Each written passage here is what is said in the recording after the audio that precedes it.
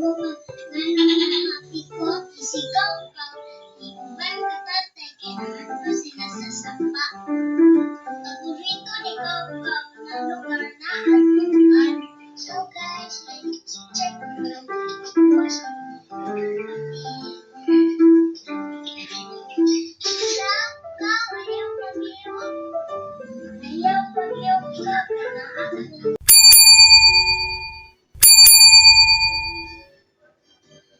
So ayan guys, nandito naman po ako. Welcome po kayo sa aking YouTube channel. Randy Channel, pag-subscribe, like and share, comment dito sa aking video upload. Okay?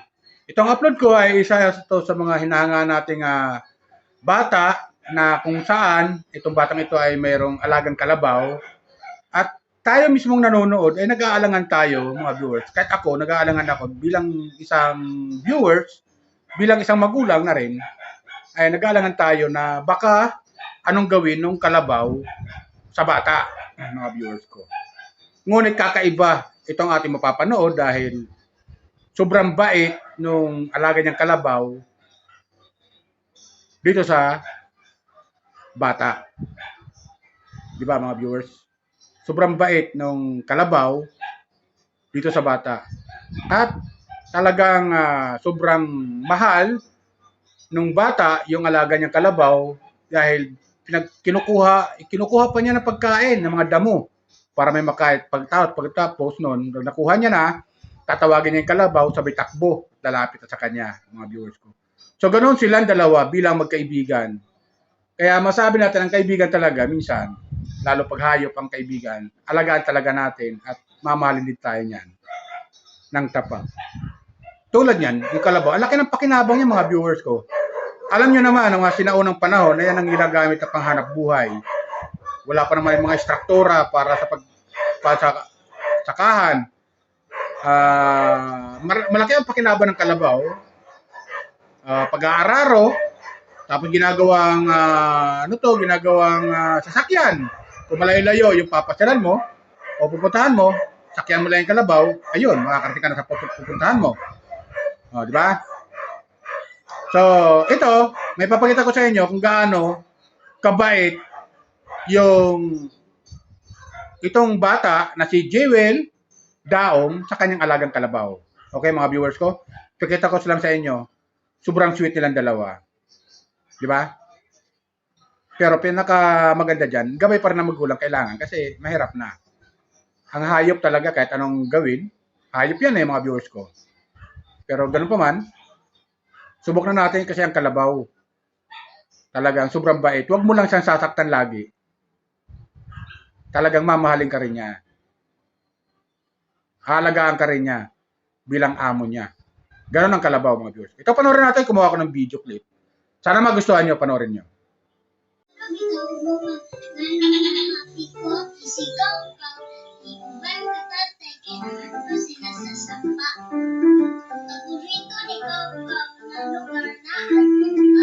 So guys, let's check what's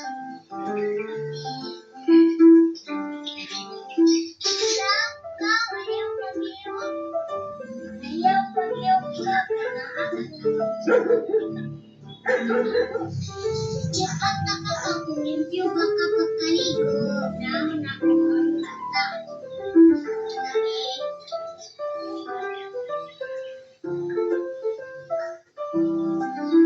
Kaya ang mata check. At nakitanawan ang buko. Ang tulog ang mga ansa.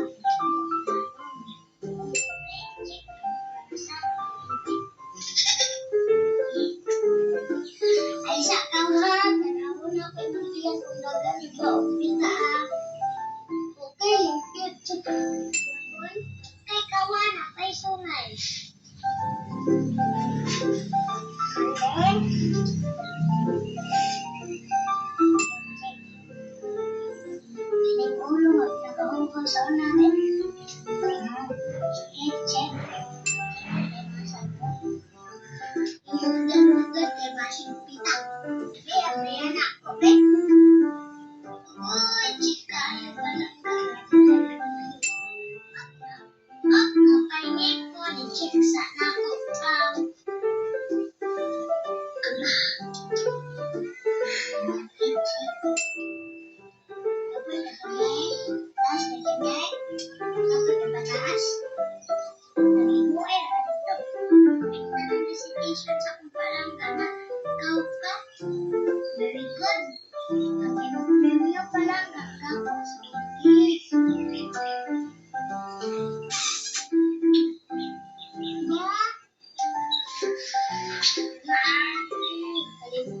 panig.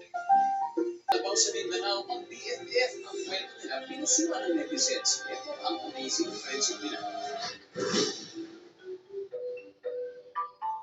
Ang 11-year-old na si Jewel taong sa Bukidnon may kakaibang alaga, ang kalabaw na si Kaukaw.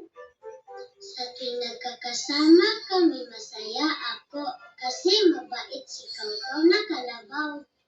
Para makatulong sa pamilya, pinapaliguan at pinapakain ni Jewel si Kaukaw. Guys, namuha may kumpas para kay Kaukaw. Pero teka, bakit nga ba Kaukaw ang ipinangalan nila sa kalabaw? Naisip ko na ipangalan sa kanya ay Kaukaw kasi yun ang bagay na pangalan sa kanya. Pero ang tatay niya, ayaw pa siyang palapitin noon sa Gentle Giant. Bilang isang magulang, inuunahan ka na po talaga ng takot para sa kaligtasan ng anak mo. Pero agad po nakuha ni Jewel ang loko ni Kaukaw. Mag-best friends na talaga sina Jewel at si Kaukaw. Marami na rin siya na i-inspire sa social media na maging mapagmahal sa hayop. Si Jewel hindi lang pala kalabaw ang alaga. Kilalanin sila mamaya. 11 years old pa lang si Jewel Tuang pero marami na siya kabarkada. Walang iba kung hindi ang mga hayop sa farm nila. May 8 po akong aso, may 4 po akong kambing, may isa rin akong manok. At dahil sa mga hayop na tututo rin tayo magmahal nang walang hinihinging kapalit. Guys, for today's video, ngayon pala ay kukuha ako ng pagkain para kay Kaukaw. At syempre, kasama ko ang mama at papa ko. Ang role ko lang po dito guys, ay yung nakuha ni mama ay isisilip ko lang sa sakpo. Dito guys, maraming damo na gusto kakainin ni Kaukaw. Guys, yan yung mama ko. Duwa ng lupa.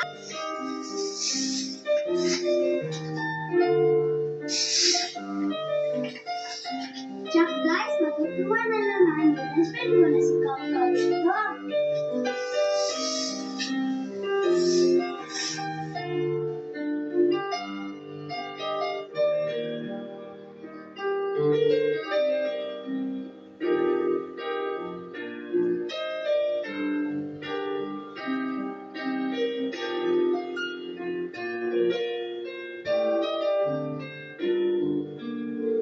Guys, alam niyo ba kung ano ang itsura ni Kaukaw pag tumatakbo siya pag may pagkain? Dito guys, oh.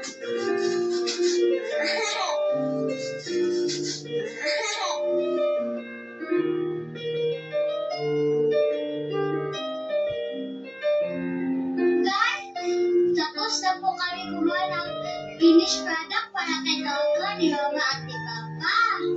Kundi ay, bye!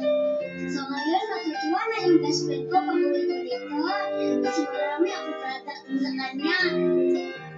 Let's go! Bakit ang ito ay madala ito din?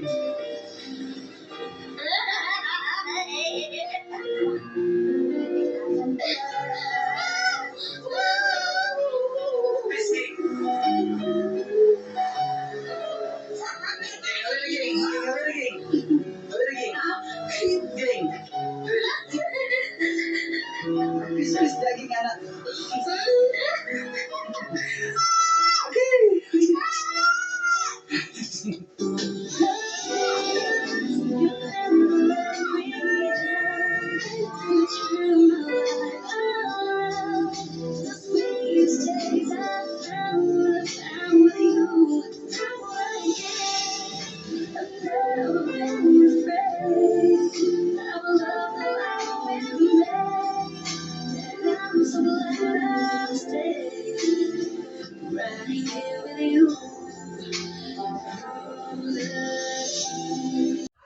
So ayun mga viewers ko, di ba? Napakaganda at napaka-sweet ng batang ito doon sa kanyang alagang kalabaw na si Kaukaw. Talagang, alam mo mga viewers ko, nag-viral ito eh. Nag-viral ito at humakot ito ng views, mga viewers ko, itong batang ito at saka yung alaga niyang kalabaw. kahit saan mo panoorin mga viewers ko sa ano to, sa mga video upload ng iilan ay talagang sobrang maraming natuwa na mga viewers dito sa batang ito at doon sa kanyang alagang kalabaw. Dahil sobrang malapit itong kalabaw doon sa bata. Tapos, itong bata, pagkagaling niya sa eskwelahan, mga viewers ko, ay sobrang alaga niya at namimiss niya yung kanyang alagang kalabaw. Tinatawag niya, kinukuhaan niya ng pagkain para may makain yung alaga niyang kalabaw. So, ganun siya magmahal. Chinichik niya palagi itong alaga niyang kalabaw na si Kaukaw. Ang pangalang kalabaw, si Kaukaw, at yung bata ay si Jewel Daong. So, nakakatuwa mga viewers. Talagang, sana, magtagal yung kailang samahan nitong alaga niyang kalabaw. Nakakapanghinayang mga viewers ko. Alam niyo naman ang kalabaw na minsan, aminin man ang katotohanan mga viewers ko, minsan masarap kasi yung kalabaw na bulalo. Ayaw, di ba? Mga viewers ko, masarap na bulalo yan, yung kalabaw. Pero dito, sa sitwasyon ng bata, pag napapanood natin, nakakapanghinayang na yung kalabaw ay gawing bulalo. O kakain natin, di ba mga viewers ko? Nakakapanghinayang. Kaya, sana magtagal pa yung samahan nila ng kalabaw. Kasi, alam nyo, yung kalabaw medyo mahaba ng sungay, mga viewers ko, mahaba ng sungay. So, may katandaan na. Kasi dyan makikita naman natin sa kalabaw yung kanyang katandaan sa sungay. Makikita natin. Kung ilang taon na siya, makikilala natin ang kalabaw sa pamamagitan ng kanyang sungay. At doon natin malalaman na siya matanda na. Di ba? Kaya itong kalabaw na alaga ng bata, na si Jewel, ay medyo matanda na mga viewers. Matanda na rin yung kalabaw. Kasi, pakuha na paikot na yung sungay niya So, di ba, mga viewers ko? Kaya sana, magtagal pa yung samahan nilang dalawa. So, pag ganun pa man, suportahan natin, mga viewers, itong batang ito.